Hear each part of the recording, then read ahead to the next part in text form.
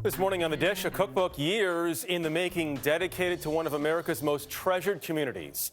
The Berkshires in Massachusetts have long been a cultural and summer vacation destination, more recently a top farm-to-table dining destination. But the farmers and cooks who live there year-round haven't always gotten their due.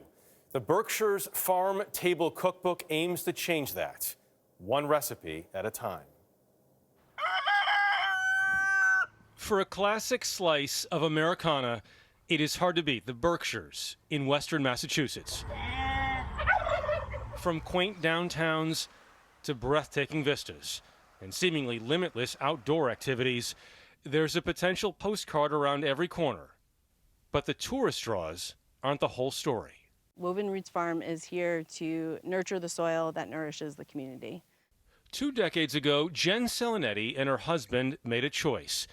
They wanted to build a farm in their own uncompromising way. The traditional ancestral ways of farming are what we are being called back to, and I have an opportunity to offer that information and that knowledge keeping to the greater community. You're sort of moving forward by looking back. Absolutely. Today, Woven Roots is a small but thriving no-till farm. No-tilling means less erosion and less carbon release, but often far more flavor. For example, the first carrots of the season. Before you harvest, we always take a moment to give thanks. And so I would encourage you to do that, and it might just taste a little bit sweeter.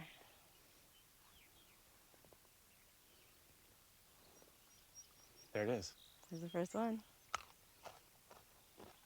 Soil and all. Sweet, delicious, and amazing. Doesn't get any more natural than that.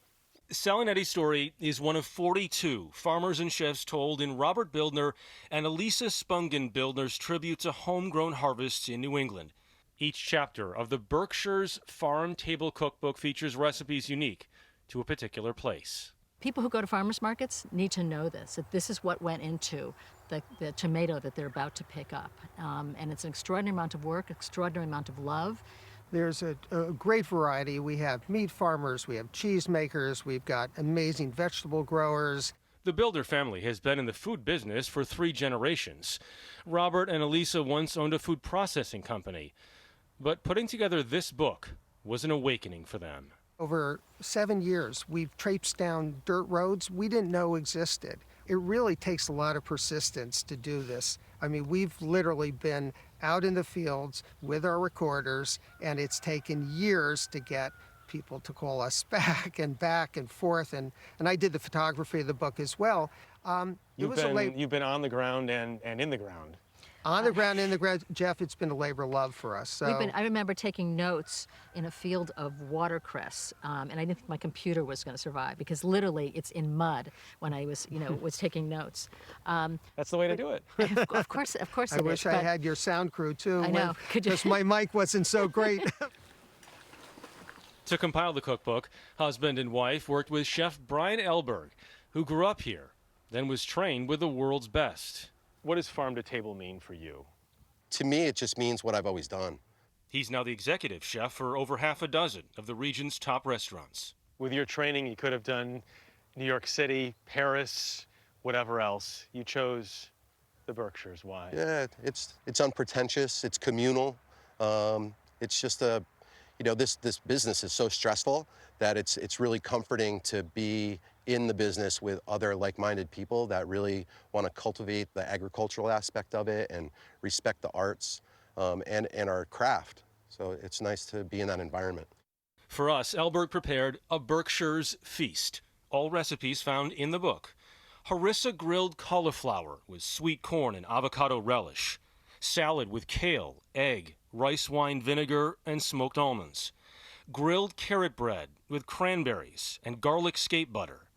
Grass-fed beef top round, slowly cooked. And white bean soup with sausage and kale. All of the ingredients came from within 50 miles, most within walking distance. Elberg topped it off with a brand new creation. Okay, the cocktail. So this is called the Bartlett. Okay. And it's named because one of my employees brought in raspberries from Bartlett's Orchards today. So we made up a cocktail with it. So it's Bartlett's raspberries, mint, lime, and Berkshire Mountain Distillers vodka. Cheers. Cheers. You made up a cocktail today, this morning, Yeah. based on the ingredients that were available. Because they asked me to make a cocktail. That's how we roll. That's you. what we do. I'll roll like that. I will make a Bartlett for you this weekend. How I about love that? it. Yes. What a great moment to see all of that. You can almost take it in without even being there. It's just wonderful to pay attention to see some parts of the Berkshires that don't always get that attention. It's really